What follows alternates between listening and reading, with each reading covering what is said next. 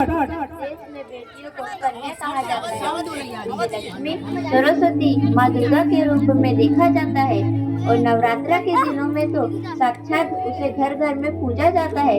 फिर क्या हो गया कि आज वह अपने अस्तित्व की लड़ाई लड़ रही है, वह अपने जीवन की भीख मांग रही है। अरे बेटी तो हर घर की शान है, उसी से घर में रोशनी है। बेटी तो घरों को जोड़ती है।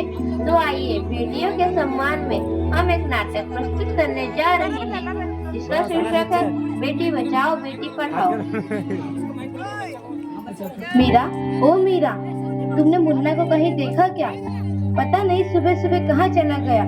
अभी उसने कुछ खाया भी नहीं, दूध भी नहीं पिया और स्कूल जाने की तैयारी भी तो करनी है। नहीं माँ, मैंने तो मुन्ना को नहीं देखा। मैं तो सुबह से बर्तन ही धो रही हूँ। माँ, मुझे भी स्कूल जाना है। मुझे पढ़ना लिखना बहुत अच्छा लगता है। मेरा भी दाखिला स्कूल में करा दो ना माँ। ए छोरी, बड़ी आई स्कूल जाने वाली, घर के काम काज अच्छे से सीख ले। आगे चलकर यही तेरे काम आने वाले। पढ़ लिख कर कौन सा तुझको कलेक्टर बनना है? जल्दी जल्दी बर्तन साफ कर। माँ जी, मीरा को भी स्कूल में दाखिला दिला दीजिए ना, उसे भी पढ़ना लिखना जरूरी है। तू चुप कर, पढ़ना लिखना ये तो केवल लड़कों का काम है।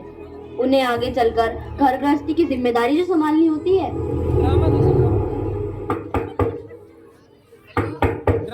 अरे क्या हो रहा है? कौन किसकी जवाबदारी संभाल रहा है और हमारी मीरा बेटी क्यों रो रही है? देखिए ना डॉक्टर दीदी, दादी मुझे स्कूल ही जाने नहीं देती। कहती है तुझे पढ़ लिख कर क्या करना है, आगे चल के चूल्हा चौका ही तो संभालना है। अरे यह तो बहुत गलत बात है माँ जी। क्या आपको नहीं लगता कि हम बेटियां भी पढ़ लिख कर आगे बढ़े? आज समाज बहुत आगे बढ़ गया है माँ जी। आप किस दुनिया की बात कर रही हैं? हम 21वीं सदी में जी रहे हैं। मैं आज ही टीचर दीदी से बात कर मीरा का दाखिला स्कूल में कराती हूँ। और हाँ, मैं तो यहाँ इसीलिए आई थी कि मुन्ना को पोलियो ड्रॉप दिया कि नहीं। जगह जगह इसके कैंप लगे हैं। अच्छा हुआ बहन जी आप आ गए। अब मुन्ना को पोलियो ड्रॉप भी दे देंगे और मैं इसे स्कूल भी पहुँचा दूंगी। अच्छा मीरा, अब तुम रोना नहीं, तुम जरूर स्कूल जाओगी और एक दिन पढ़ लिख कर मेरी तरह बहुत अच्छी डॉक्टर बनोगी। ठीक है बेटा?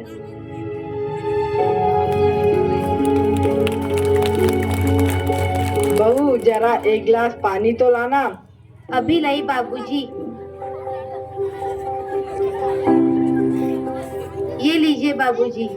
अरे ये देखो, अखबार में प्यारी बेटी के बारे में कितनी सुंदर कविता आई है। आओ मैं तुम्हें यह कविता पढ़कर सुनाता हूँ।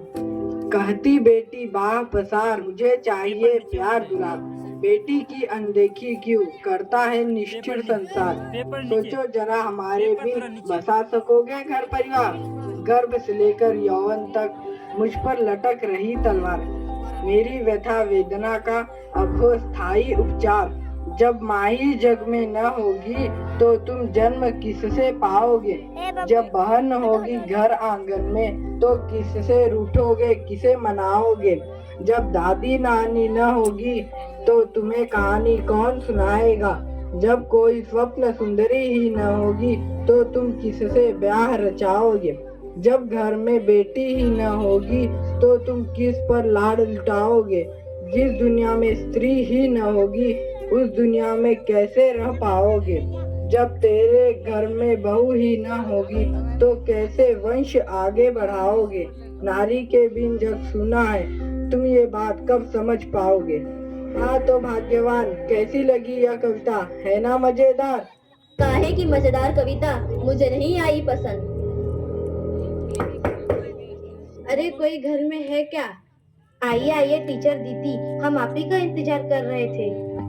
हाँ जरा मैं कुछ दिनों के लिए बाहर चले गई इसलिए यहाँ नहीं आ पाई। डॉक्टर बहन जी कह रही थी आपने मीरा का अभी तक दाखिला नहीं कराया। ये तो बहुत होनहार छात्रा है, हमेशा अच्छे अंक लेकर उत्तीर्ण होती है। हाँ मैं भी तो यही चाहती हूँ कि मीरा स्कूल जाए, खूब पढ़े और मेरी यहाँ सुनता कौन है। हाँ हाँ खूब पढ़ाओ लड़की को और बाहर भेजो। जब कुछ गलत सलत हो जाएगा ना तो मुंह छुपाने की भी जगह नहीं मिलेगी। अरे माँ जी, आप कहाँ की बात कहाँ लेकर बैठ गए। मीरा को 10वीं तक तो पढ़ाई पूरी कर लेने दीजिए, आगे की पढ़ाई के बारे में बाद में सोचेंगे। हाँ टीचर दीदी, हम मीरा को अवश्य स्कूल भेजेंगे। मैं उसे मेरे जैसा अनपढ़ नहीं रहने दूंगी, उसे खूब पढ़ाऊंगी। कल मीरा को तैयार रखना, मैं उसे लेने आऊंगी। क्यों दादाजी, सही कहा ना मैंने? हाँ हाँ बेटा, बिल्कुल सही कहा। मैं तो कब से कह रहा हूँ कि मीरा को भी स्कूल जाने दो। प्रणाम दादाजी। प्रणाम बेटा।